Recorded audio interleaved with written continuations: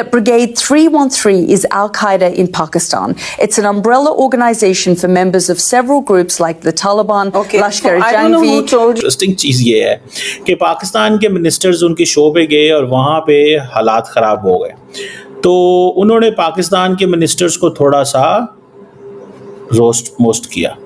Roast करने से मुराद ये है कि उन्होंने टफ टाइम दिया। In a statement issued on the 7th of May following the Indian airstrikes, Jaish-e-Mohammed said that at least 10 members of their family, its chief Masood Azhar, was killed in the strikes in Bahawalpur.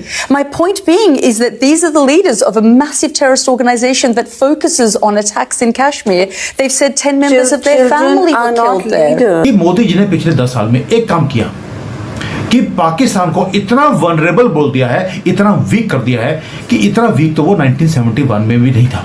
तो सूरत हाल ये है कि इस वक्त पाकिस्तान की मईशत operation theatre से निकली है और इंतहाई निगहदाश्त के वार्ड में मौजूद है, और इतनी बड़ी मुसीबत में से ऐसे नहीं गुजरे, गलत पॉलिसियों की वजह से गुजरे हैं, वो भी बुरी मैनेजमेंट की वजह से गुजरे हैं। ये उस्ताद भी आसमान से नहीं आई थी। और हमारा खर्चा पानी कौन हमें दे रहा है? हमारा नया वॉर डैडी कौन है?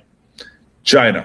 क्योंकि चाइना के लिए हम एक रियल लाइफ लेबोरेटरी बन गए। हिंदुस्तान का एटीट्यूड भी सामने आ गया कि वो बगैर कोई बातचीत किए, बगैर कोई इन्वेस्टिगेशन किए, बगैर वो हमला कर देता है हमारे पे। जब हमने इसको एक्सपोज किया है ऑपरेशन सिंदूर के अंदर, तो हुआ क्या है? अमेरिका भी एक्सपोज हो गया चाइना के सामने, पाकिस्तान एक्सपोज हो गया पूरी दुनिया में, और न्यूक्लियर बॉम्ब की धमकी भी हमने परमानेंटली खत्म कर दी। इंडिया के फ्रंट में हमारा जो नया वॉर डैडी है, एक तो शुगर डैडी होता है ना, शुगर डैडी मतलब वो बंदा जो अपनी गर्लफ्रेंड को जरा सा पर्क्स और प्रिविलेजेस के लिए थोड़ा सा पॉकेट मनी देता रहता है। मगर वॉर डैडी क्या होता है? वॉर डैडी अपने छोटी स्टेट को, अपनी क्लाइंट स्टेट को जंग के लिए भी खर्चा पानी देता रहता है। और हमारा खर्चा पानी कौन हमें दे रहा है? हमारा नया वॉर डैडी कौन है? चाइना। क्योंकि चाइना के लिए हम एक रियल लाइफ लेबोरेटरी बन गए हैं। 250 मिलियन की आबादी, 7-8 लाख की फौज, न्यूक्लियर वेपन्स, और दुनिया की एक खौफनाक तरीन फास्ट एक्सपैंडिंग हेजेमनी, जिसमें हिंदू नेशनलिज्म भी है, जो अपनी खबरें और मंजन बेच के वो चांद पे भी पहुंच जाते हैं। इंडियंस की मैं बात कर रहा हूं। और ये जो रियल लाइफ लेबोरेटरी है, इसमें अब हमारा जो नया आप कह सकते हैं फ्रंट है, हमारा नया अफगानिस्तान जो है, जिससे अब हमें बहुत लगता है पर्क्स और प्रिविलेजेस मिलने वाले हैं हमारे नए वॉर डैडी चाइना से। मगर चाइना हमारा बहुत सालों से वॉर डैडी रहा है, टू बी ऑनेस्ट, और इंडिया हमारा बहुत सालों से हरीफ भी रहा है। इसमें कोई नई बात नहीं है, मगर इसमें जो डेवलपमेंट है वो ये है कि अफगानिस्तान का केस अभी के लिए बंद, क्योंकि अफगानिस्तान किसी ने नहीं खरीदना, नोबडी इज इंटरेस्टेड, डन हो गया, फारिग हो गया। उधर अगर बनेगा काम तो फैक्ट्रियां, मिनरल्स, माइन शाइन्स लगेंगे, इससे ज्यादा उधर कोई इंटरेस्टेड नहीं है। जो लोग इंटरेस्टेड हैं, हमें थोड़ा सा पर्क्स, प्रिविलेजेस, खर्चा पानी, जहाज, ईंधन, तेल, मिसाइल बेचने में, वो अब ये होगा। तो अमेरिका जो है हिंदुस्तान को शायद सपोर्ट करेगा, चीन जो है वो पाकिस्तान को सपोर्ट करेगा, और ये एक इंटरेस्टिंग किस्म का डायनामिक अब नया एक बिल्डअप होगा साउथ एशिया की आर्म्स रेस में, जिसमें क्या होगा? जिसमें मैं और आप और आम लोग जो हैं वो मारे जाएंगे। नमस्कार दोस्तों, स्वागत है आपका मेरे एक नए वीडियो में। दोस्तों, पाकिस्तानी दुनिया के किसी भी कोने में अगर जाएंगे तो ये बेइज्जत जरूर होंगे।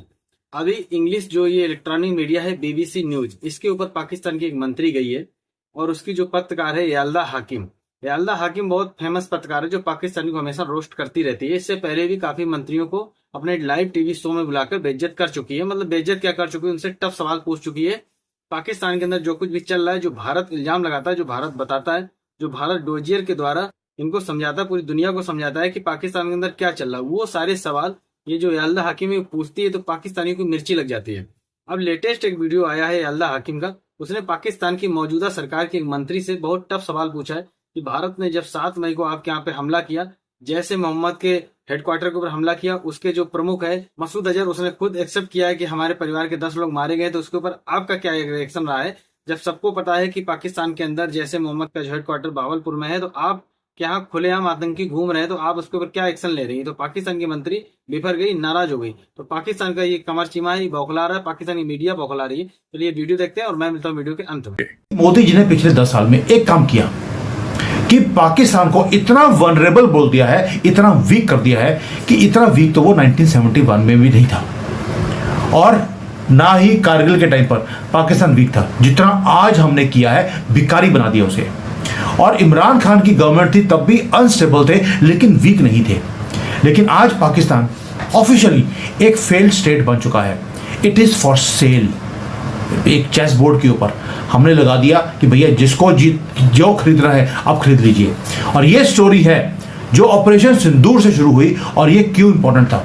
मोदी जी हमेशा बोलते हैं कि मुझे पाकिस्तान की रीढ़ की हड्डी तोड़नी है हमेशा के लिए, और वही काम हमने किया। उसका रीजन बताऊंगा, आप हैरान रह जाएंगे सुनकर, जो ये सारी इन्वेस्टिगेशन करके मैं समझ रहा हूं। एक स्ट्राइक हमने करी एक न्यूक्लियर कंट्री के ऊपर, जो आज तक कभी किसी ने किया नहीं है कि एक न्यूक्लियर कंट्री के ऊपर स्ट्राइक किया हो। आपको लगेगा यार सिर्फ एक हमने प्रिसीजन स्ट्राइक तो किया है इनके जो नूर खां बेस था, लेकिन इन रियलिटी हमने एक्सपोज कर दिया समथिंग मोर डेंजरस। पाकिस्तान का डबल फेस हमने दिखा दिया दुनिया को। डबल फेस था कि पाकिस्तान चाइना को और यूएसए को बेवकूफ़ बना था। वो कैसे भाई, आपको मालूम है कि पाकिस्तान ने हमेशा डबल प्ले किया है। वो डॉलर लेते थे अमेरिका से लेकिन मिसाइल खरीदते थे चाइना से। लेकिन इस टाइम जो ग्लेम उन्होंने जो प्ले की थी वो इन्हीं के मुंह के ऊपर तमाचा लगा है बड़ी बुरी तरह से। वो कैसे, अब मैंने आपको पहले दिखाया ये वाला नूर खां बेस एयरबेस। नूर खां एयरबेस के ऊपर हमने स्ट्राइक किया तो पाकिस्तान ने क्या किया, फेक वीडियोस निकालने शुरू कर दिए कि ये आदमपुर का जो हमारा एयरबेस है इसको पाकिस्तान ने डिस्ट्रॉय कर दिया है, उसके अंदर आग लग गई है, उसके अंदर डैमेज हुआ है। लेकिन ये फोटो 10 साल पुरानी थी। 10 साल पुरानी जब हमने फैक्ट चेक किया तो ये फोटो झूठी निकली। अब ये फोटोज 10 साल पुरानी क्यों निकाली जा रही हैं? क्योंकि जब एयरबेस को, नूर खां एयरबेस को हमने डिस्ट्रॉय किया या उसको अटैक किया, वो एयरबेस पाकिस्तान चला ही नहीं रहा था, यूएसए चला रहा था। और पाकिस्तान की अपनी आर्मी भी यूएसए की परमिशन के बिना वहां एंटर नहीं कर सकती। हमने डिटेल में इसके ऊपर वीडियो बनाया था। और इंडिया ने क्या किया, उसी एयरबेस को जाकर हिट किया। End of the story. और जैसे ही हमने हिट किया तो अमेरिका वहां पहुंच गया उसको प्रोटेक्ट करने के लिए। और यहां पर आता है चाइना का रोल। चाइना को पता ही नहीं था कि ये एयरबेस अमेरिका इसको डील कर रहा है, इसको हैंडल कर रहा है। चाइना ने भी लताड़ लगानी शुरू कर दी पाकिस्तान को कि भैया हम तो तुम्हें पैसे देते रहे, तुम्हें हथियार देते रहे फ्री ऑफ कॉस्ट, और तुम अमेरिका को अपने एयरबेस के अंदर बैठा कर बैठे हुए हो।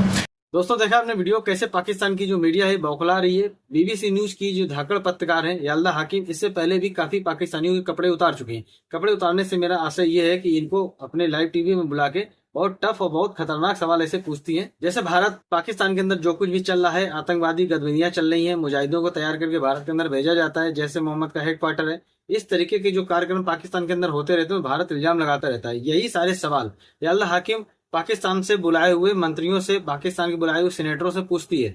तो मौजूदा जो वीडियो अभी वायरल हो रहा है, तो पाकिस्तान की एक मंत्री है, मौजूदा सरकार में मंत्री है, उससे ये सारे सवाल पूछ रही है। तो वो मंत्री का कहना है कि आपका मेन पॉइंट क्या है? तो याल्दा हाकिम कहती है मेरा मेन पॉइंट ये है कि 7 तारीख को जब भारत ने हमला किया, जैसे मोहम्मद के हेडक्वार्टर भावलपुर में जो स्थित था उसके ऊपर हमला किया, उसके जो प्रमुख है मसूद अजहर, उसने खुद एक्सेप्ट किया कि हमारे परिवार से 10 लोग मारे गए हैं। तो उस पर आपका क्या एक्शन है?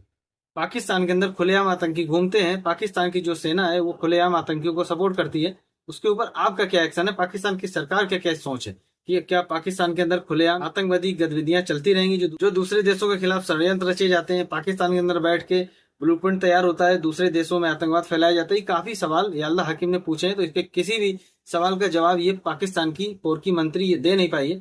और ये बहुत सीधा सवाल है। पाकिस्तान के अंदर सारी चीजें होती हैं, बस ये पाकिस्तान की सरकार इन्वॉल्व नहीं होना चाहती। पाकिस्तान की सरकार को सब कुछ पता है, लेकिन ये इन्वॉल्व नहीं होना चाहती है, क्योंकि इसके पीछे रहती है पाकिस्तान की सेना। और पाकिस्तान के जो निर्दोष और जो आम पाकिस्तानी है वो तो खुलेआम कहते भी हैं कि ये जो दहशतगर्दी है इसके पीछे वर्दी है, और वास्तव में इसके पीछे वर्दी होती है, लेकिन इसके पीछे कोई कुछ कर नहीं सकता, क्योंकि पाकिस्तान की सेना ने पूरे देश को कैप्चर कर रखा है। एक तरीके से अगर ये कहें कि पाकिस्तान का जो सेना प्रमुख है आसिम मुनीर, ये तानाशाह है, और इसके अंतर्गत ही प्रधानमंत्री आता है। प्रधानमंत्री की औकात नहीं है कि अपने मर्जी से कोई फैसला ले सके, कोई कानून में बदलाव कर सके।